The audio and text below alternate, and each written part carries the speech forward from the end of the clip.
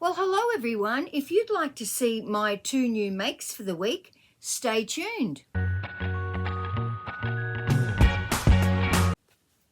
Hello everyone, I'm Deb and this is DB Designs and Sewing Australia.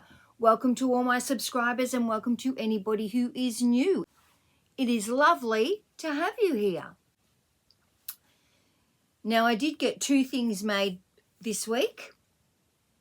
I haven't had a chance to film. I've had so many alterations and I'm looking at 14 pairs of trousers to have the hems taken up on the floor, 1 dress to be made smaller and another dress for a complete alteration coming tomorrow. So I have been really busy. So the first thing I made was the Biarritz Skort by Mood Patterns. Now this is a free pattern. I will put the link below on how to get that free pattern. And this is the Skort here. Now I was alerted to the pattern because Christine from Gemini Stitches had made this Skort. And I also knew what size to make because she'd made the Skort. Now I think she made the M originally and she wished that she had made the large. I made the large and it fits perfectly.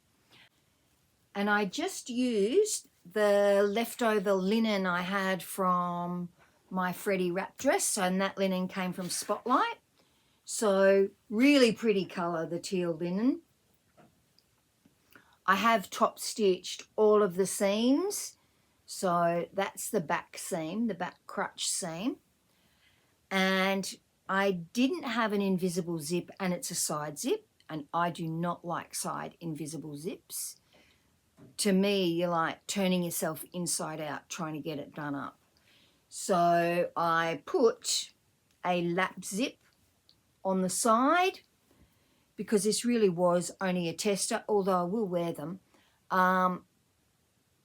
When I make it again, I'm going to change it to an invisible back zip. There's plenty of length in that back.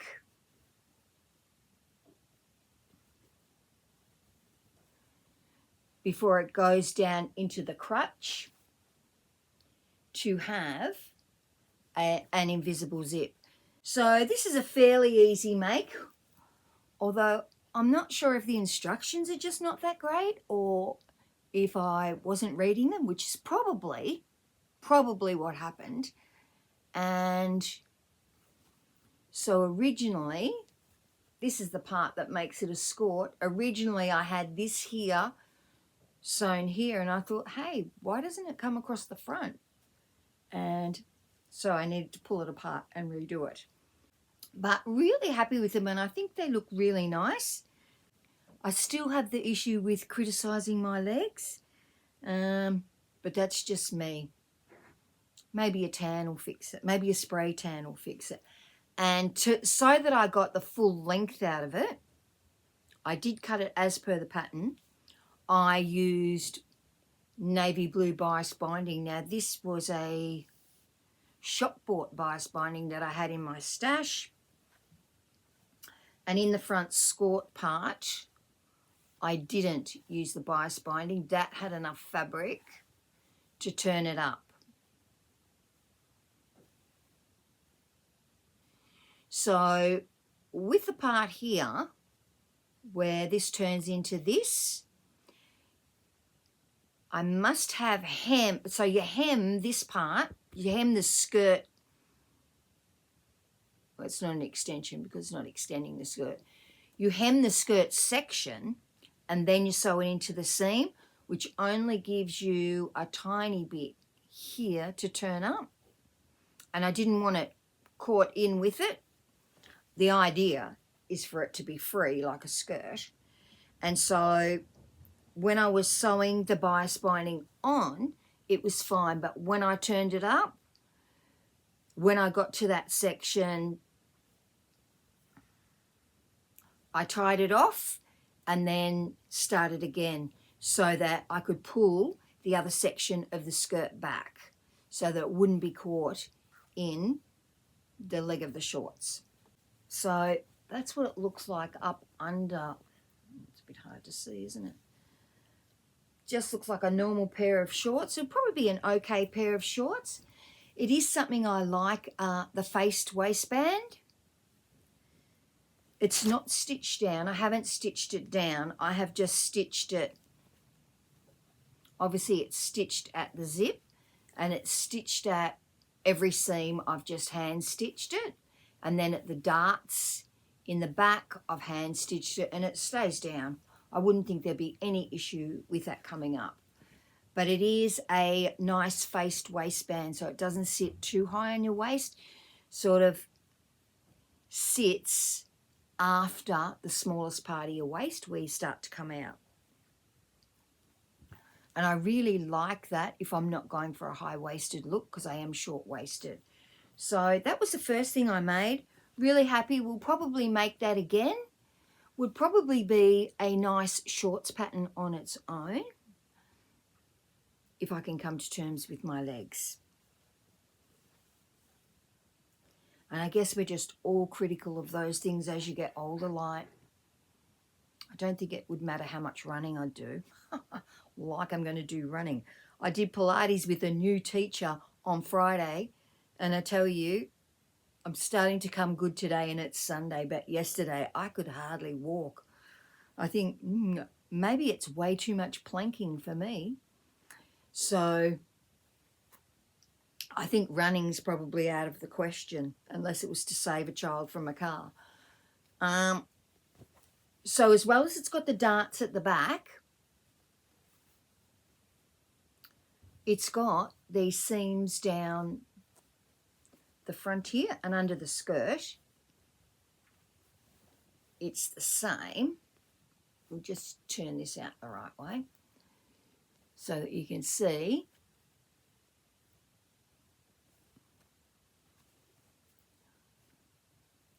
that the front has got seams down it. Just as you can see in the photo, that seam there, that seam there. So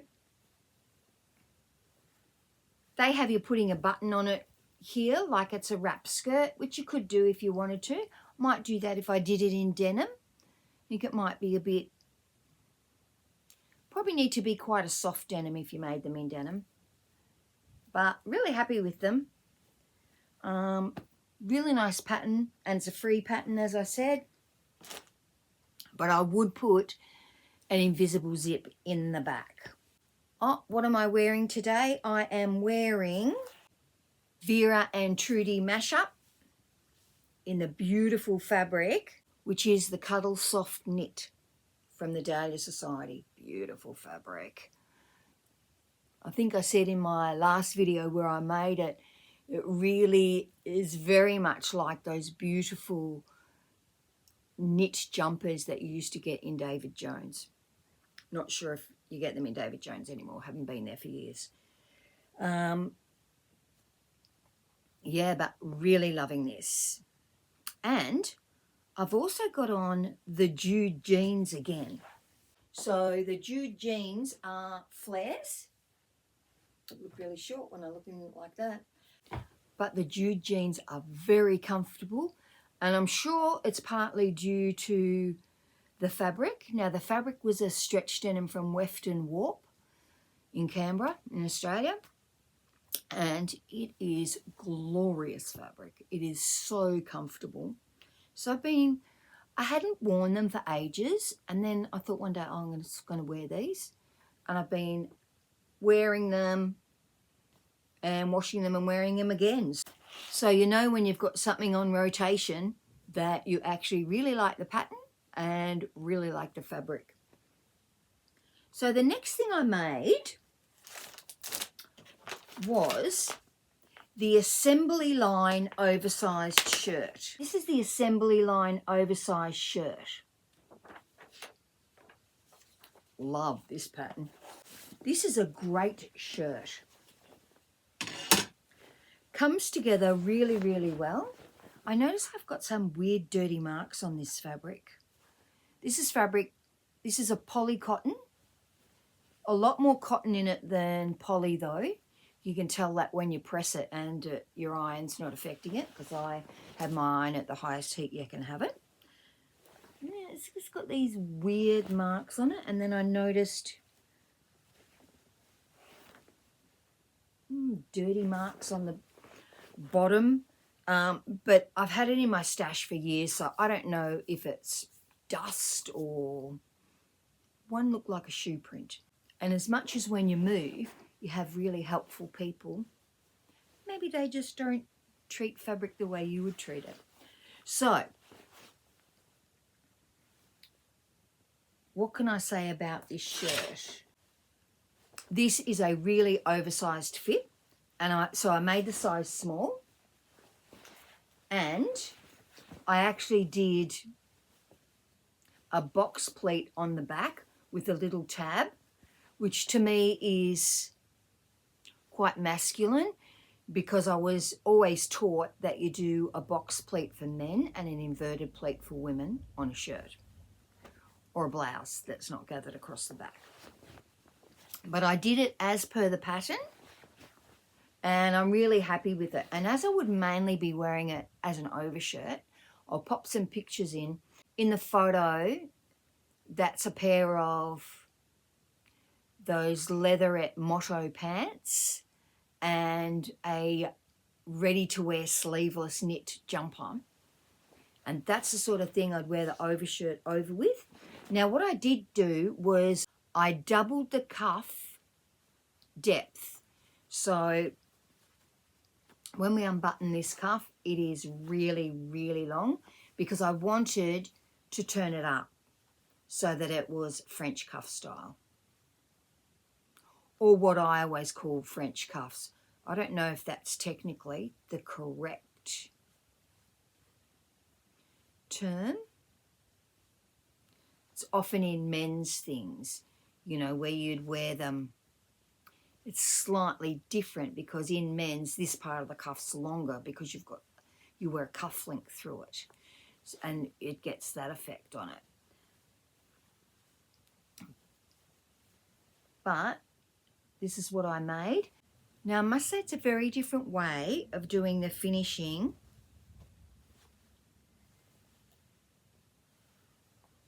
on the cuff placket. So you're doing a tiny turnover twice, as small as you can get it. And then when you get up to the point, of course, you cannot do, you're sort of coming, you can't roll it in anymore. It's sort of just going once. And then you sew down the other side, turning it twice. So that part's really neat.